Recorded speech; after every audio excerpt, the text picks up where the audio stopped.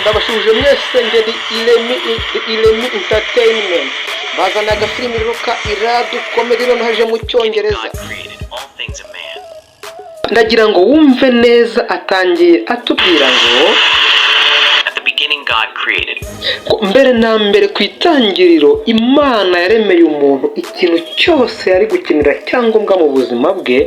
All things a man can need animals, plants, grasses, harimo inyamaswa, ibiti, ibyatsi n'ibindi bintu byose bituzengurutse.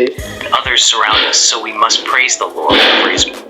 Kubw'ibyo tugomba gushimisha Imana, tugomba kuzamura icyubahiro cy'Imana kubera ko Imana yaduteguriye byose twari dukeneye kugira ngo tubeho. Goodness, so if you are in troubles, keep your faith on God, may tomorrow will change. Bityo nimba uri mu bibazo, komeza wizere Imana, uyishikamizeho umutima, ejo bizahinduka. Amen. If you like this video, please subscribe, like, share. God will bless you. Niba ukunze iyi video, weho kanda subscribe, ukande share na like, Imana izaguha umugisha.